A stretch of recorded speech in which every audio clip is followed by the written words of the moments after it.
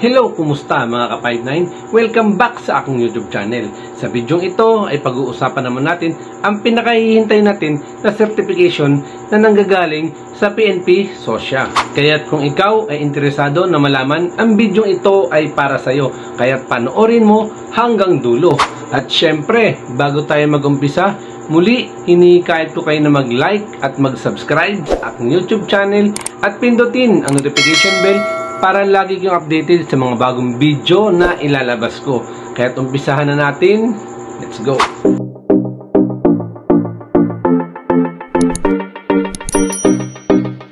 At ayun nga, syempre mga ka-59, bago tayo tuloy mag-umpisa, nais ko munang magpasalamat sa inyo sa mga walang sawang sumusubaybay at sumusuporta sa mga bagong video na inilalabas ko. Ayun mga ka-59, nung nakaraang video, yun nga, napag-usapan natin, sinabi ko sa inyo na malapit na nating ma-unlock yung 8,000 subscribers. Ayun, mga ka-59, successful po tayo. Ngayon, na-unlock na po natin yung 8,000 subscribers. Papunta na po tayo sa 9,000. Ayun, malaking shoutout sa inyong lahat, mga ka-59, sa walang sawang sumusuporta. Pag-uusapan natin yung certification na ini-issue ngayon ng PNP SOSYA. Siyempre, good news yan para sa mga ka-59 natin na naka-4 sleeve ngayon dahil naka-pending yung mga pag-process nila ng mga license nila. Ayan mga ka-59, ngayon lumabas na yung certification na ini-issue ng SOSYA na kung saan kapag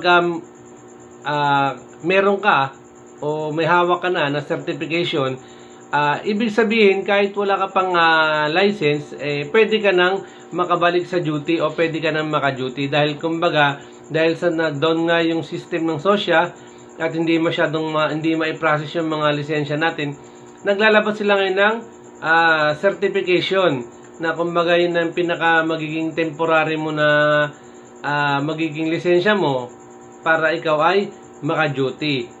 Ayun, mga ka-59 na FYI lang, yung certification po na yan, bali, kung saan po kayo nag-training, na training center, doon nyo po kukunin yung mga certification nyo. Hindi po, kumbaga, hindi na po kayo pupunta ng SOSYA.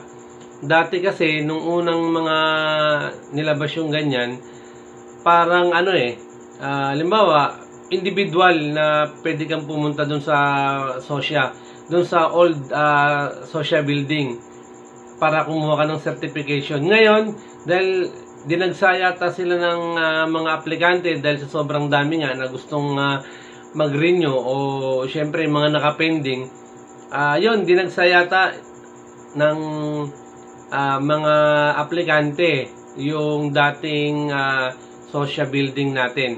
Kaya ang nangyari ngayon, kung saan ka nag-training, dun mo makukuha yung certification mo. Kasi ang kukuha ng certification dun sa SOSYA ay yung training center nyo na.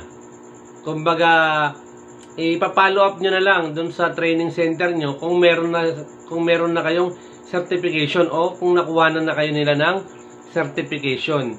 Diba? Ang gagawin nyo lang, punta lang kayo dun sa training center kung saan kayo nag-training.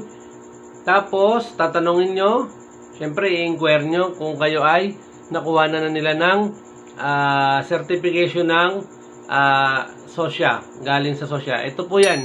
Yan yung certification ngayon.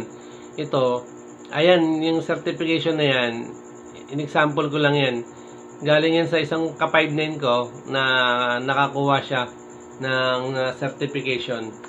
Ayun. Kaya, doon sa mga nakapending, na mga nagpa-process, ayun, good news yan para sa inyo mga ka-59 at sana makakuha na kayo ng certification para makabalik na kayo sa mga kanya-kanya nyong duty. Ayun lang mga ka-59 binalita ko lang sa inyo yung good news na yung certification natin is available na. Wow! Diba? Antay na lang kayo ng konti na makakuha yung mga training center nyo. At ayun nga mga ka-59, hanggang dito na lang muna tayo, no? Siyempre, ang lagi nating pinapaalala sa ating lahat, always 10-3-5 tayo sa mga 2-0 para 74 tayo, 1-6. Okay mga ka-59, hanggang dito na lang muna tayo. Maraming salamat, mabuhay kayo at God bless sa ating lahat. Thank you.